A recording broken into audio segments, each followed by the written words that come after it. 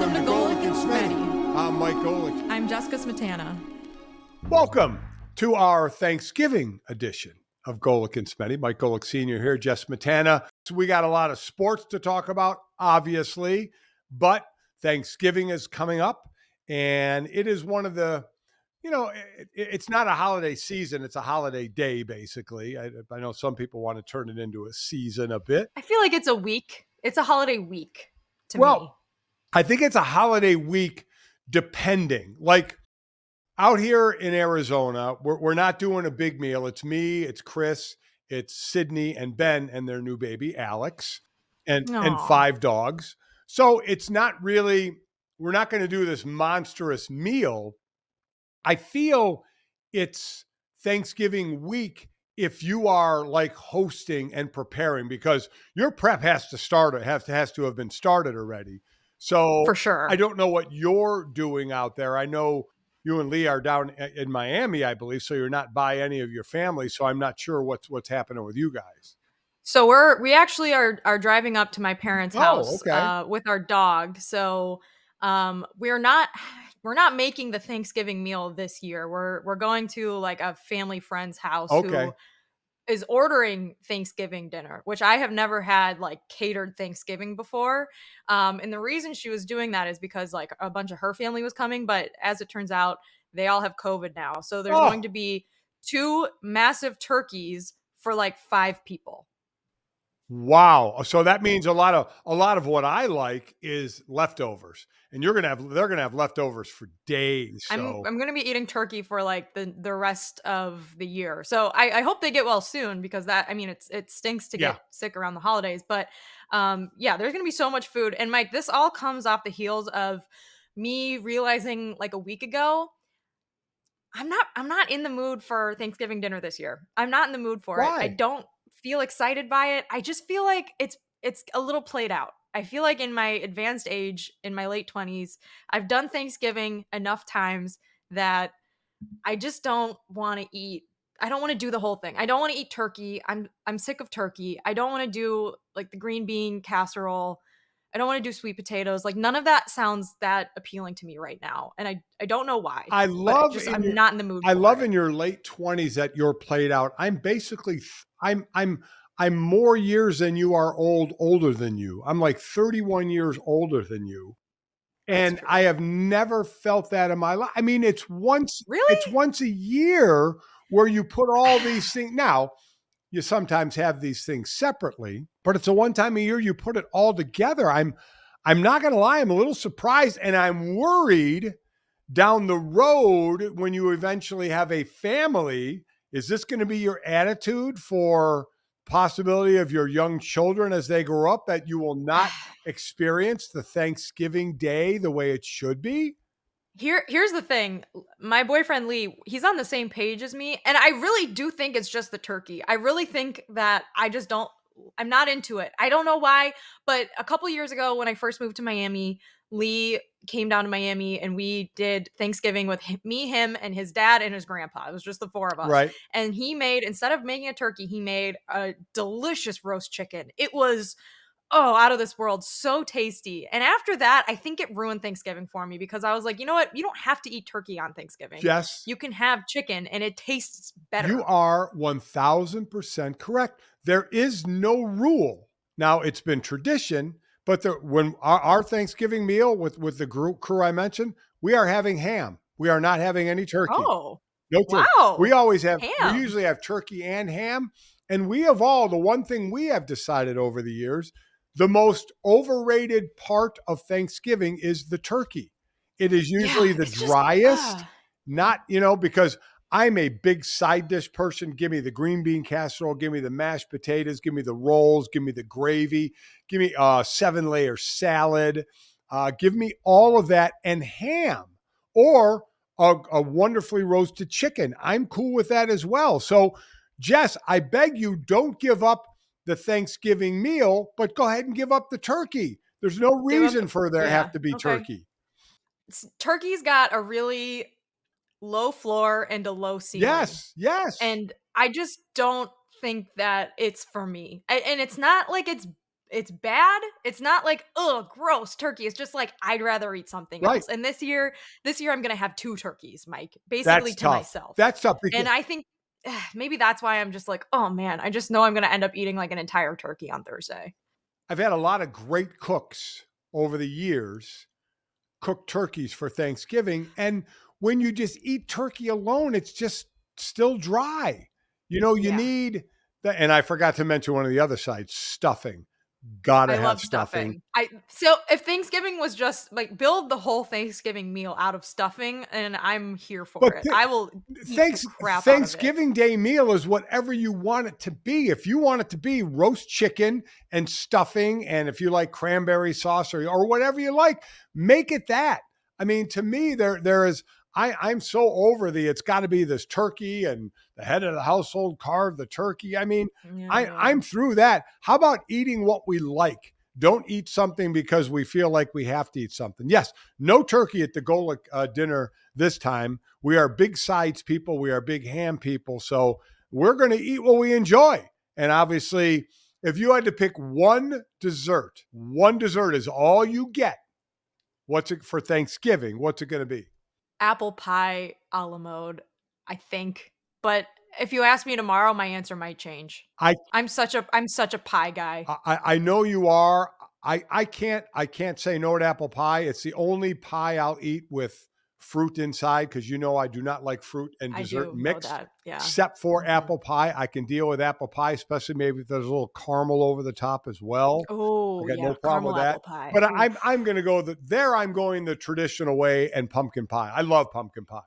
Pumpkin pie with a big old Cool Whip on top of it, Yeah. and either some milk or some coffee, and I am good to go. And then I unbuckle my pants and I sit on the couch and I That's watch.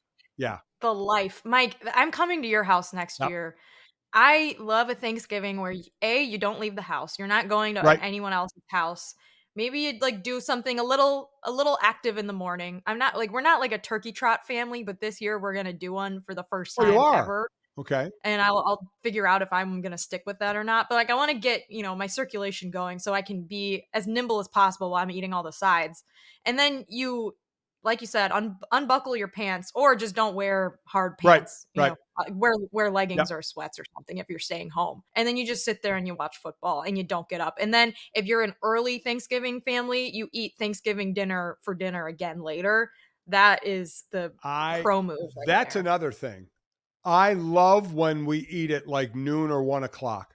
To wait for a Thanksgiving dinner to be at 5 or 6 o'clock, I can't stand it. Yeah, That's when no. the second one should be eaten. Exactly. And Exactly. the key thing is the one house that we would go to if it wasn't at our house when I was at ESPN in Connecticut was our good friends the Perianos, and we were so close to them that it could be like we were in our own house because the You worst could thing unbutton your pants around them. exactly the worst thing is in all honesty, I don't know how close you are to the where you're going, but is when you go to somebody's house where you kind of know them but you don't know them. God forbid it's like the friend of a friend where you have to Yeah. be more normal. I don't want that. I don't want it. I want to be somewhere where I can eat, I can burp, I can unbuckle my pants, Yeah. I can lay on the floor and put the pumpkin pie on my Yes. chest and Oh, the just shovel it floor. into I my love the mouth. floor. But you can't do that if you're at someone's house you Yeah. don't really know. My family knows that I'm a disgusting freak, so they're really nothing phases them. And I feel the same way with like extended family members that, family friends. There's not really anyone that I wouldn't be disgusting around, honestly. I just don't care. So I will be burping Good, and laying on the floor good, for sure. And I don't really care who sees it, Mike. I good. really don't. Well, the one thing we're going to get is a whole lot of football. There's football, Yeah. obviously, the third. And I was interrupted in two Thanksgiving meals in my life because I played on Thanksgiving twice. Once when I was in Philadelphia, it happened to be the Bounty Bowl way back in, I think it was 89 in Dallas, Philly against Dallas. And then in 93, when I was with the Dolphins, we played at Dallas. And that was the famous game where the Cowboys blocked our field goal at the end of the game, but Leon Lett came sliding in and kicked the ball and created a fumble, and we recovered and kicked the game-winning field goal. Uh, I didn't dig playing on Thanksgiving because I missed the norm of just Family. sitting Yeah. there, and eating and all that. But we'll have the three games on Thanksgiving. We now have A NFL on Friday game. Friday, the Black Friday game, as I call it, Miami and the Jets, though that could be a real ugly one as well. And then obviously the full slate of college on Saturday and then NFL on Sunday. It is a weekend, that's for sure. And Jess, we're coming out of the end of the college football regular season before we get to the conference championship games. And it's getting quite interesting, but whether it's off the field in Michigan, which we'll get to with Harbaugh and them basically saying, okay, forget about the appeal. We'll serve the suspension, probably because more info was going to come out and they didn't want that to happen. To the rest of the slate and then what's coming up on the final weekend. So college football getting quite interesting as the big matchup, obviously, this weekend is going to be Michigan and Ohio State. Yeah, I don't even know where to begin with the football this weekend. The past weekend, usually the weekend before the final weekend of college football regular season, like the penultimate college football weekend, is kind of like it's a snooze more or less. Like there's really usually not that many good games, but this past weekend actually a lot happened. There was, of course, we'll talk about Jordan Travis and Yeah. the awful Oh, injury that he had in the Florida State North Alabama game, which may impact now the playoff picture, but just for him personally, like devastating. He's been through a lot as a player, and this was a really good season for him and for Florida State. And to see that happen, it was gruesome. Like I watched the clip of the injury before I really understood the extent of it. And yeah, it was really, really gruesome. So I hope he recovers and gets well soon. But that, now with Florida State having to play Florida next weekend or this upcoming weekend, and then Louisville clinched their yep. spot in the ACC Championship game. It's a fairly difficult test for them. Maybe not so much the Florida game because Florida's quarterback Graham Mertz also got Yeah, hurt this he's past out. weekend. Yeah. So he'll be out for the game. But the Louisville game may be now interesting, and we may have to talk about Louisville making the playoff because that was not something that was really on my radar the last couple of weeks. Thinking, maybe they'll lose to Miami, maybe they'll probably lose to Florida State. Now I would keep an eye on them. But aside from that, Washington beat Oregon State, which now they've had so many ranked wins under their belt that I think it'd be impossible not to put them in the top Right. four going into the last 2 weekends of the season. They're playing in the Apple Cup on Friday, which thankfully, they have now extended the Apple Yes. Cup Yeah, they contract, have. so it will not be the last Apple Cup, which I think I thought that it might be. And then they'll hopefully be playing in the Pac-12 championship game, although there's still a couple things I have to shake out to see who their opponent is in that game. But overall, and then Michigan, like you said, they almost kind of lost to Maryland, although Maryland could not get their No. together and put together a touchdown drive at the end of that game. So I don't know if they were ever really in jeopardy, but a lot happened this past weekend that I think is setting up a really interesting final 2 weekends of the college I football season. agree. And I think, listen, if Florida State wins their next two games, if they beat Florida and they win the ACC and they're undefeated, I don't want to hear anybody say they might not make it because they don't have their quarterback. They'll be in the playoffs, and they should be in the playoffs because they have two games now without their starting quarterback with that injury. And yeah, by the way, whenever a limb is facing the wrong way, it's never a good Ugh, injury. And that no. was a shame for him. It really, really was. But if they stay undefeated, they will be in the Final Four. To the thought process, because they don't have him, and a one-loss team would jump an undefeated team in a Power Five is crazy. So they would be in. Here's my thought, though, Jess. If they lose to Louisville, and now they have the loss, and Louisville has one loss, a bad loss to a bad Pitt team, the ACC is going to be out. I think the Yeah, ACC will be out, depending on some other things, but I think the ACC will be out. I think the biggest thing that I agree I with think you. all the Yeah. other conferences outside of the SEC are all rooting for Georgia to beat Alabama because nobody wants to start the conversation of if Alabama beats Georgia, do both get in? So if Georgia Mhm. beats Alabama, that ends it. Just one team from the SEC, Georgia, would be in. It seems to me the way we're going, the winner of Washington and Oregon is going to be in. Right now, Oregon is playing better. Washington won in the regular season by 3, but Oregon's playing better now. And I hope neither team falls and they get to the Pac 12 championship and we see what happens there. Because I do think the winner, because they're sitting at 5 and 6 with the committee. So I think the winner would be in. And then, you know who's kind of sitting there we're waiting to see is Texas, right? All of a sudden, you're not getting that big matchup that you thought you might get in the Big 12 championship game because Oklahoma lost again. So is Texas going to could they get left out of this thing at one loss? Because if we figure Georgia's undefeated, and I'm going with Michigan, I think Michigan will be undefeated. So that's 2 in. If Florida State's undefeated, that's 3 in. And in my opinion, after that, it's the winner of the Washington-Oregon game that's going to be the 4th team. So I think that's where you go. Now, Florida State loses, then, I think that's probably Texas's best chance to get in. The Big 12 championship game scenarios are so chaotic right now. So if Texas wins, then everything is pretty straightforward. And they're playing Texas Tech on Friday night. They're favorites. They're expected to win. They should win that game. But if they don't, all sorts of things may happen. There's just like you can read an entire article about this and still not understand it, which is what I did. But basically, if Texas wins, things are pretty straightforward. Oklahoma still has a really straightforward shot at making it to the championship game, but Oklahoma State and Kansas State are still technically in it. Oklahoma State almost lost this past weekend. We're able to pull off a big comeback against Houston. And Kansas State's having a really good season, but they almost beat Texas 2 weekends ago and weren't able to pull it off. So that whole thing will work itself out this weekend and will come down to probably Texas and Oklahoma in the championship game, but we'll see. But then, like you said, I think Louisville's lost to Pitt, which still to me, I know it was like bad weather and they were missing a bunch of starters. Inexplicable, like unforgivable loss for Louisville. They got to be in that sick, game. right? They got to be the what-if game. They got to be sick for that one.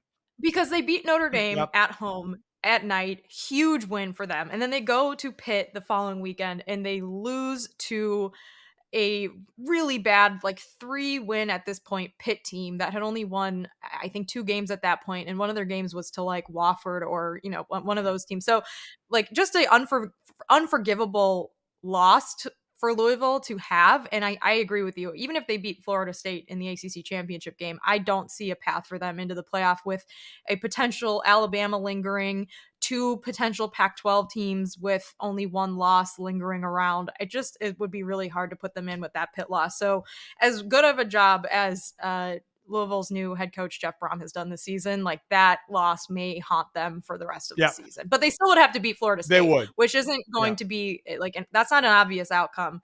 And they struggled a lot against Miami this past weekend. I don't know if you watched the end of that game, but Miami kind of gave it away a little bit, and maybe another Miami home game that should have ended in a conference win gets timeout called away with some bad end of game management. Not the worst that we've seen from Mario Cristobal. No, it is not ideal. So I'm with you. Like, I think things, as has happened every year with the college football playoff, things tend to work themselves out because of injuries at the end of the season, upsets. This season's been pretty chalk. This season has not had some of the crazy upsets that we've seen in previous years.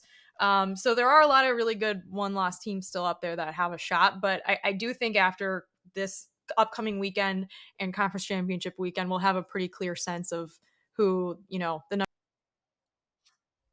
I think if everybody holds serve up to the conference championship games, the biggest shuffle, the biggest wrench could be Alabama beating Georgia, then having a case to maybe have 2 SEC teams in here.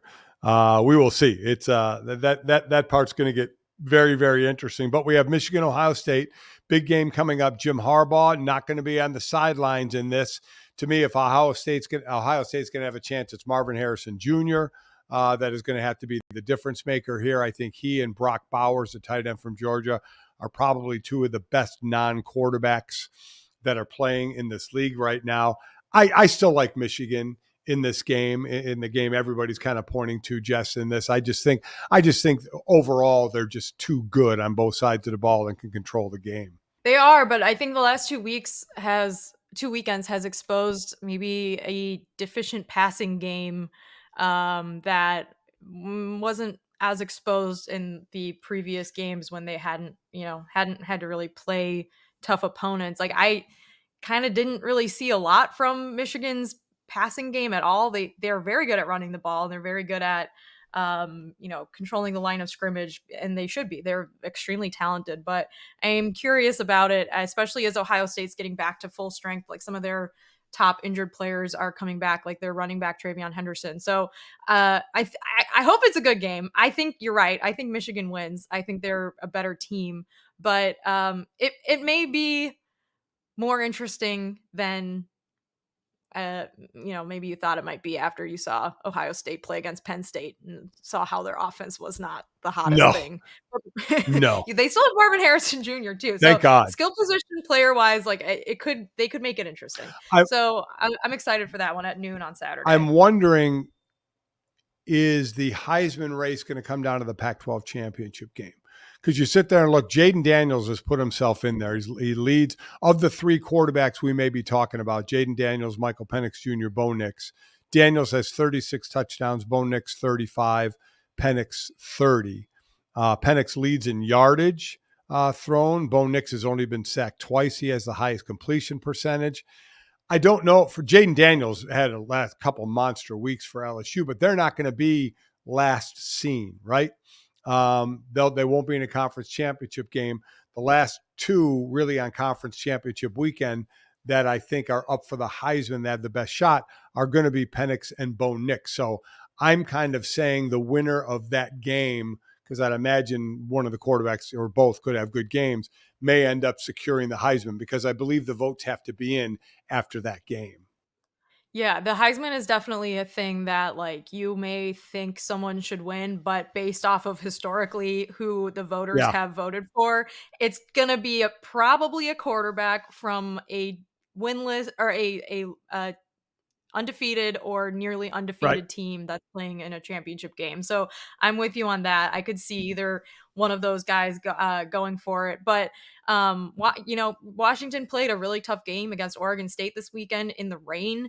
They were able to pull off a win, and now Oregon has to play that same team on the final weekend of the season. So not a shoe-in for Oregon to be in that Yeah, game. And also Arizona has like kind of man. out of nowhere had a really good season. So they're still in contention for the Pac-12 championship.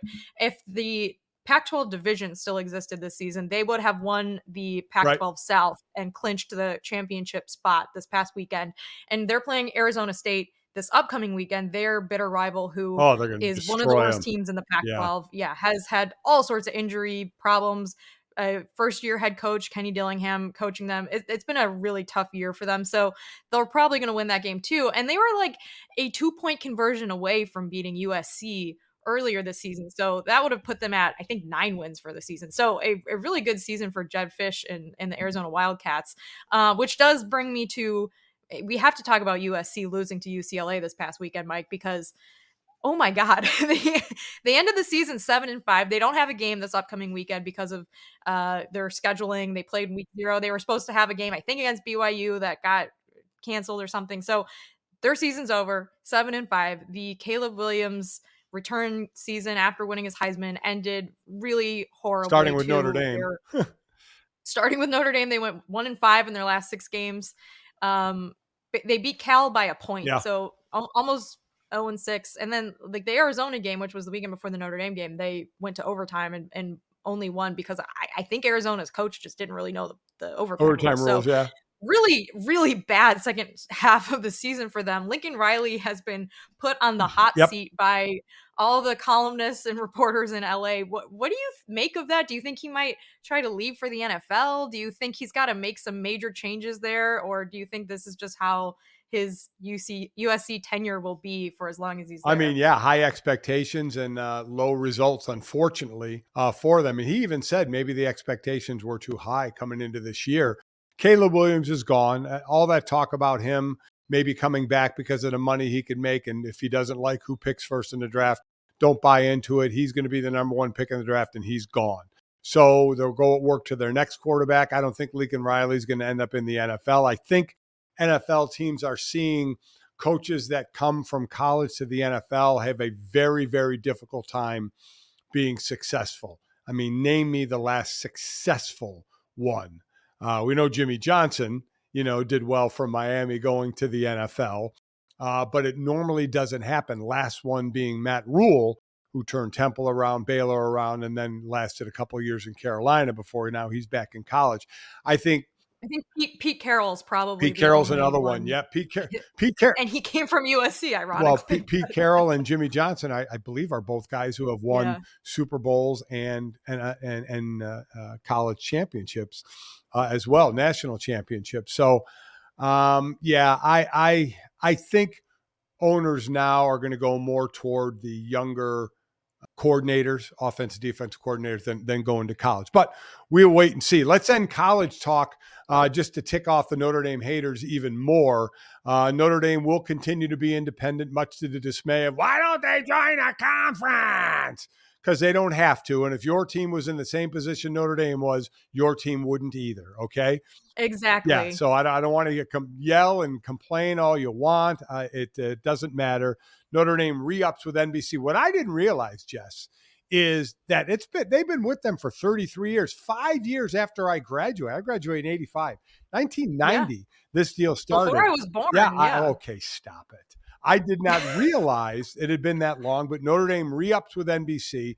They were making roughly 20 mil last year. I'm sure that at least doubled, because you look at the top power conferences, each team gets in the area of 45, 50 mil. I think that'll be the area Notre Dame will get, maybe a little less, but they keep their independence. And it was all based on, where would your other teams going? Right now they're in the ACC, but the two most important things was money they're going to get and ease to get into the playoffs. And it's going to 12 teams. So the ease factor went way up. What they won't ever get is a bye, because that'll go to conference champions, but that's okay. They can still host a first round game if they're seated high enough.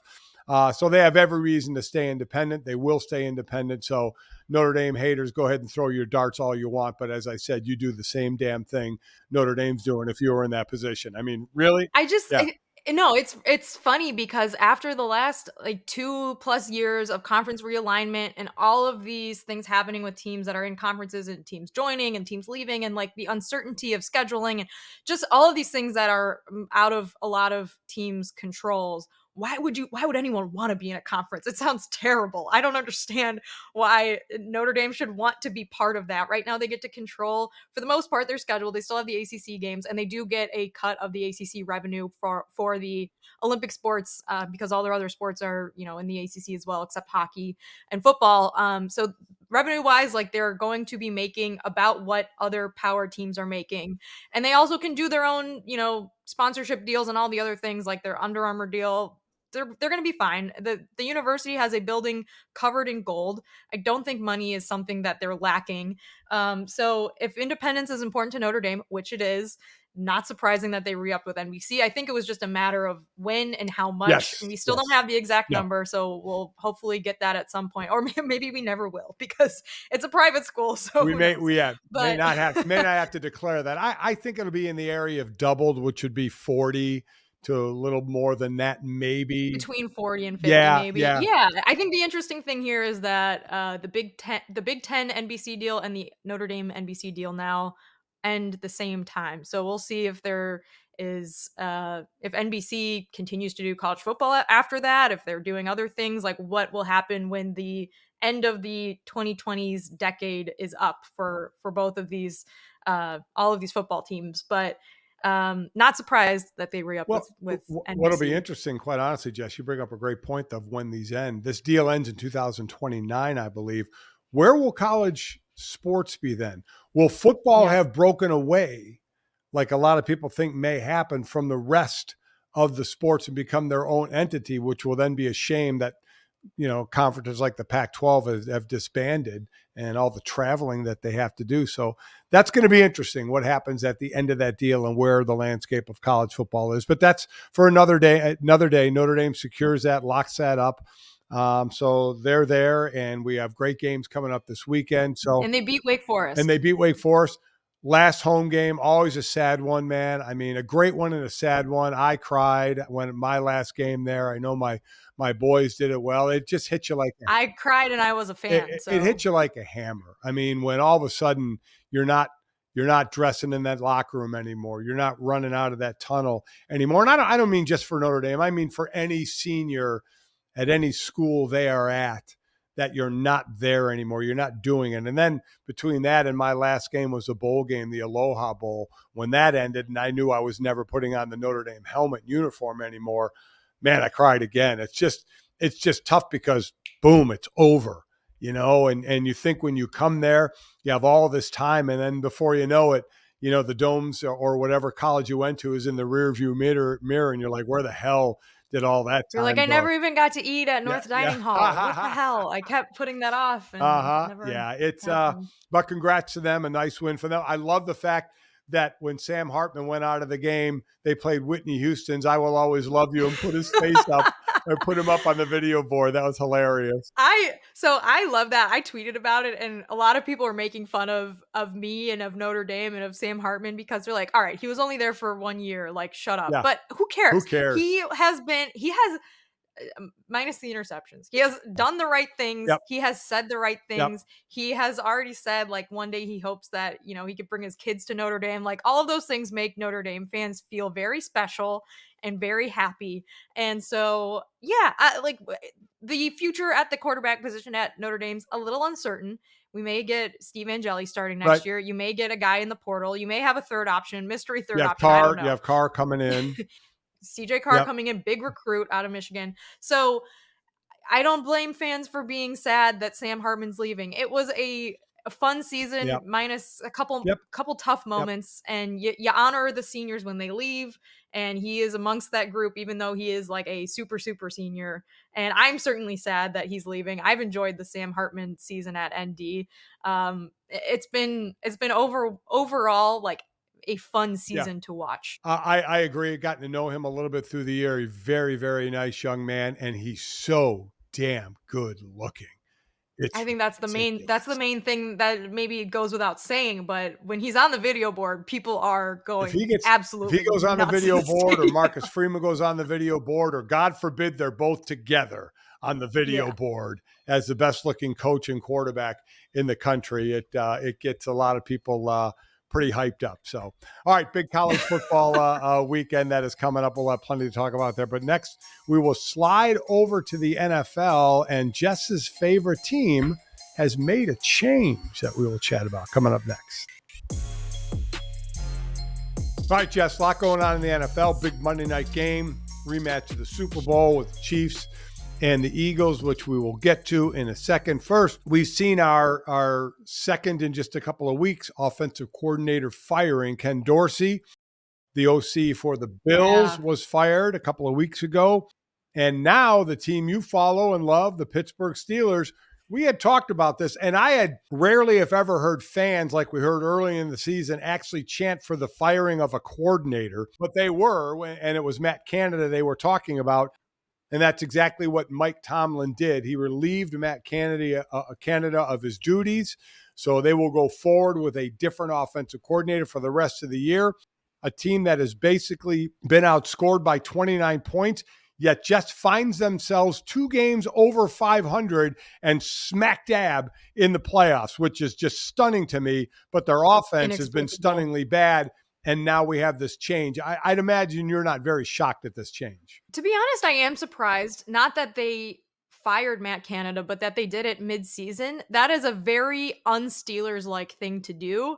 The Steelers are a organization that's had 3 head coaches since, 1970. They're an organization that doesn't usually make mid-season firings. They kind of do things their own way. I think sometimes to the frustration of fans. According to ESPN Stats and Info, this is the first time the Steelers have made a head coach or coordinator change midseason since 1941. 41. Which is during like the World War II. Like that is so long ago, before you were born, Mike. It's a long time ago. God, seriously? And if you watched the game on Sunday against the Browns, the Steelers lost to the Browns backup quarterback Dorian Thompson-Robinson. It was a really ugly offensive game. The final score was 13-10, and the Steelers offense just could not do anything. Now, I think there is a little bit of an elephant in the room, which is that how much of this is Canada and how much of this are the limitations of Kenny Pickett, who the Steelers drafted in the first round to be their franchise quarterback.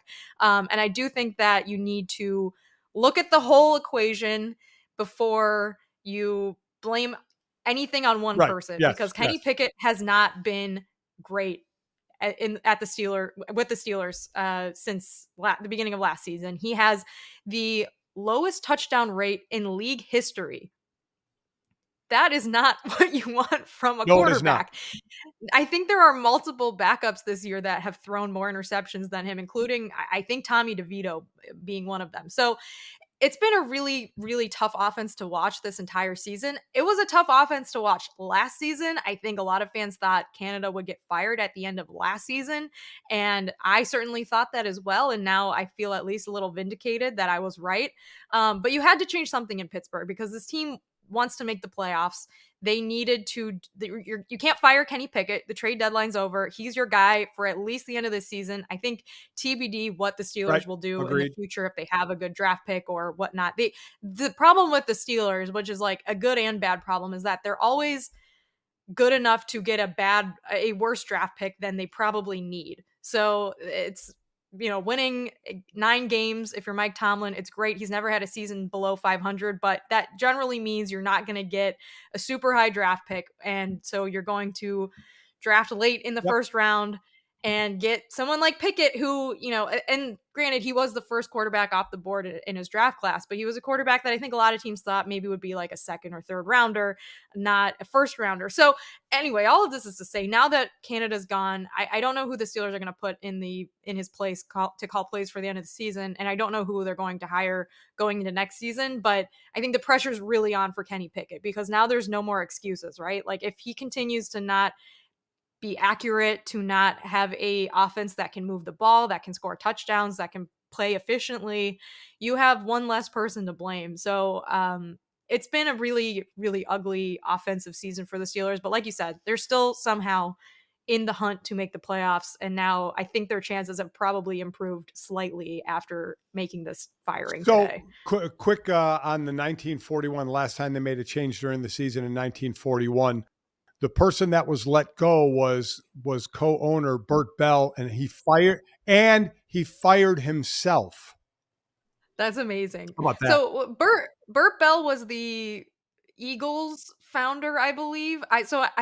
Mike, I read that really good book, The League, a couple years ago, and Bert Bell was I think he was one of like the early Eagles founders, and he was so into football that he had like all sorts of heart problems, and his doctors were like, "Hey, if you keep going to football Right. games, you're going to Yep. die because like you get way too into it and you have a bad heart." And he died on the sideline of a football game because he could not stay away from football. So there's a little tidbit for you. But again, like this was 80 years Yeah. ago. It's a Well, long a while time. ago. Things have improved, in medicine. It can help us old geezers out a Probably. little more. Okay. So real quickly, and again, at the taping of this, basically the news just came out about Canada. So who's going to take over? I would say the person in line would probably be the quarterback coach, Mike Sullivan, who is either quarterback coach or been the offensive coordinator in like Denver, the Giants, Tampa Bay before going to Pittsburgh. And he's the one who had been dealing directly with Kenny Pickett. The reason why, and my son Mike and I were talking about this, of how this would be received in that Pittsburgh locker room. And I think because, Jess, it's Mike Tomlin.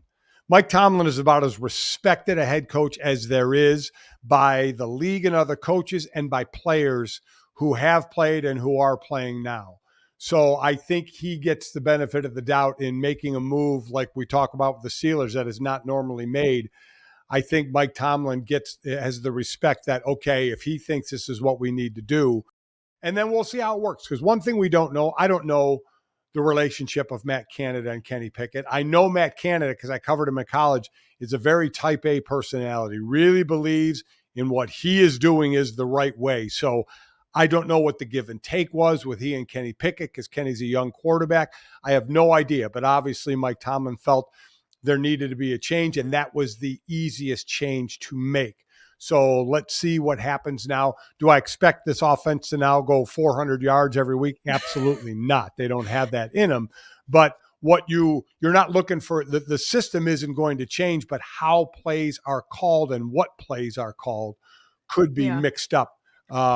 Could be mixed up to help Kenny Pickett more, depending on what he and the new offensive coordinator talk about. Yeah, I mean, one thing that you mentioned is like the way that Mike Tomlin has so much respect from the locker room. Like a transition like this, I imagine is probably easier on a team where you have someone like that in charge versus another team. And that's something that like this past weekend, I think Brandon Staley has made a case for himself to be the next person fired in the NFL. And he's someone that you don't really hear that a lot from. I was listening to Kevin Clark and Dominique Foxworth talking about this on the Dominique Foxworth show, but Brandon Staley is someone who doesn't really have that leadership uh, persona or following from his team, Right. and he also is just making crazy decisions every Yeah. week on the field, Mike. So the Chargers have now lost to the Packers. They have a losing record. They're a team that was a preseason favorite to maybe even win the division. What do you make of this? What are Well, they going to fire him midseason well, too? Is this going to be a and listen, let him let's play it first out say, thing? and I believe you feel the same way. We never would call for the firing of anybody. That's No, I not feel what bad for absolutely right. everyone But we also know all the it's a time. reality that like between 4 and 7 coaches are fired every year in the NFL. That's just a reality. Yeah. I think the two biggest guys on the hot seats are Brandon Staley and Ron Rivera in Washington. We've already seen Josh McDaniels get released. I think those two are going to be in a lot of trouble. They've just been underachieving. Brandon Staley's forte is defense, and his defense is one of the worst in the league. And the offense, even while it's better than the defensive side of the ball, still seems to be underachieving. They're a head scratching team each year as to we expect them to be better, and they're not. So I have a feeling there's going to be some changes there. I want to get to F1. Before that, we had the Monday night game, the rematch of the Super Bowl. I've learned now in the last two times these two teams have played, be down 10 at halftime and you'll win.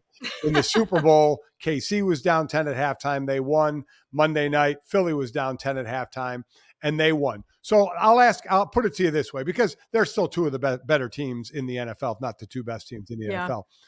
The loss by Kansas City here, the fact that they have 26 drops on the year, more than anybody in the league, the fact that they're averaging 5 points in the second half, worst in the league, the fact their last 3 games, they haven't scored a point in the second half.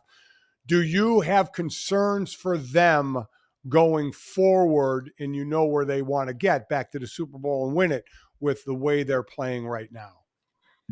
I mean, certainly, but also like you just said, like we know exactly what their problems are. Like if Marquez Valdez Scantling catches that football, we're talking about a different thing this morning. So you just have to like hunker down and fix those issues if they're fixable, which I think they are. Like I think drops are something that you can fix. Like just stop dropping the Stop dropping football, it. Yeah. right? Like you called a play, the guy was open, your quarterback threw an incredible Yep. pass, and the weather was crappy. Like we'll give him a little bit of like the benefit of the doubt there. But like you said, it's like a season long issue.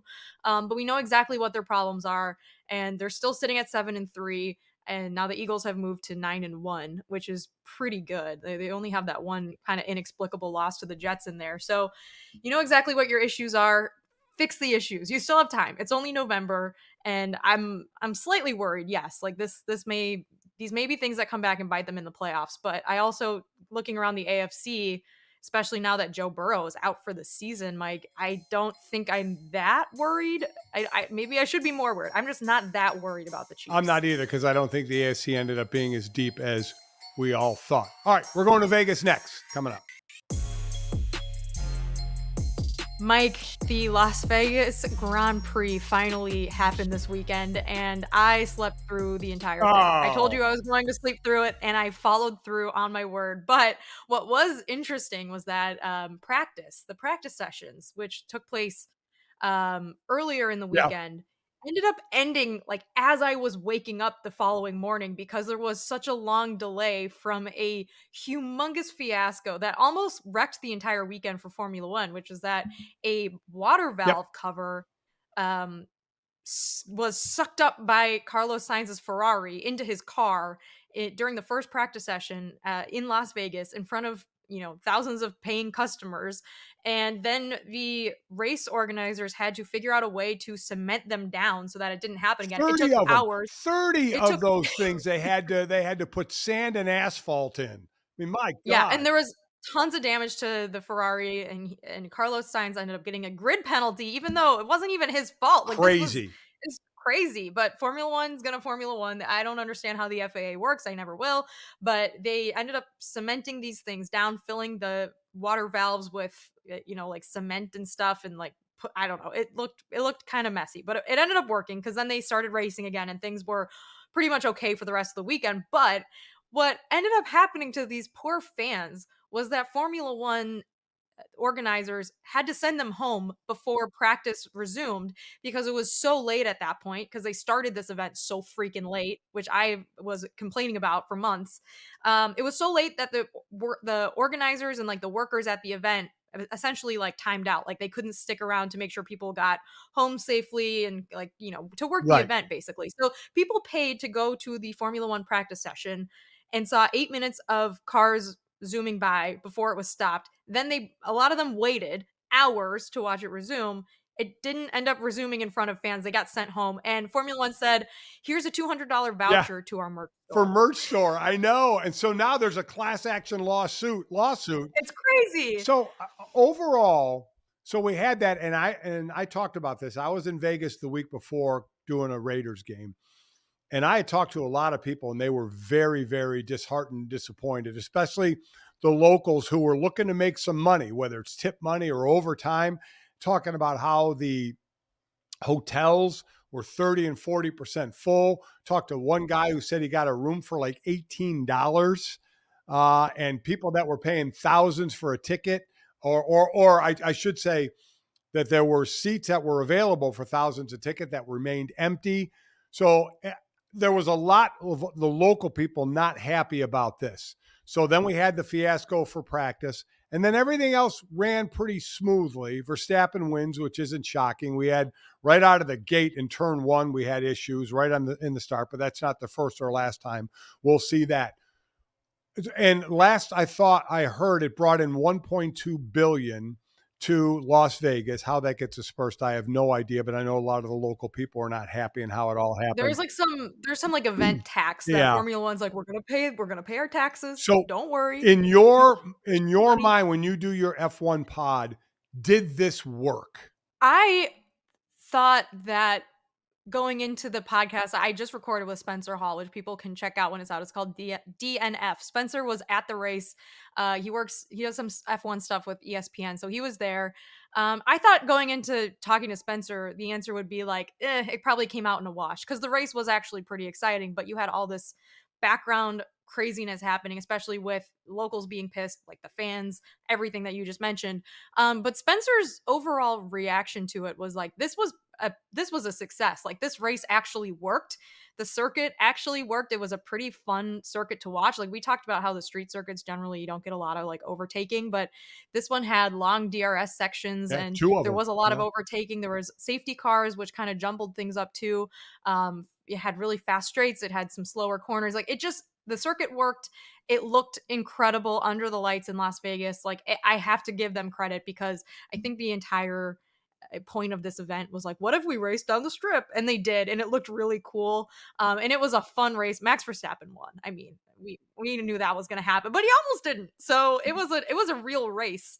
And it unfortunately happened at 1 a.m. Yeah. Eastern, so I didn't get to watch it live. But people who stayed up, I think ESPN had said that like 1.3 million people tuned in for this. So people who did stay up to watch it got a pretty fun event to watch. And the fans who did end up making it got to see like a really exciting probably one of the more exciting races of the entire season. So to answer your question, I think it worked. I think it worked, and I think Vegas now kind of has surpassed Miami in terms of US circuits that people might actually want to go to and watch. And now you probably have people that like Austin a lot, Vegas a lot, and then like Miami's in like no man's land for Formula One fans in the So I States. guess that's what I was going to ask. They built a $240 million permanent paddock there for the cars and everything.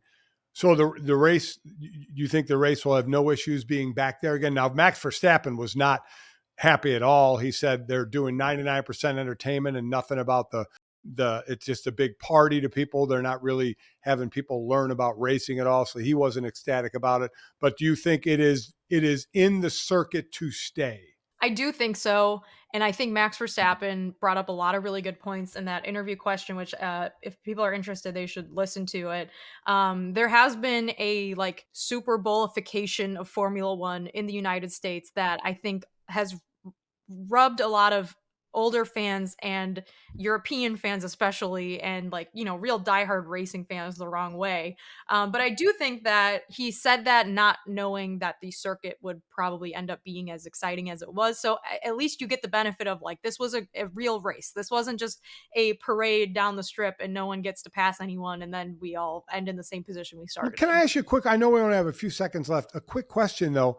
Isn't like the race in Monaco a big party as well? I mean, Yes. yeah. So, That is but it's an old big party, okay. so there's, some nuance there. It's a good point, but yeah, to answer your question, it is. It is basically the same, and the streets are more narrow, Yeah. and there's a huge casino there too, Yes, well, so there you go. They have that in common. So F1 in Vegas started out a little shaky, but finished up relatively, it seems, strong. So look to have it back there again. Everybody have a wonderful, wonderful Thanksgiving. Eat turkey, don't eat turkey, eat whatever you want. It doesn't matter, just as long as you're happy and have a place to unbuckle your pants.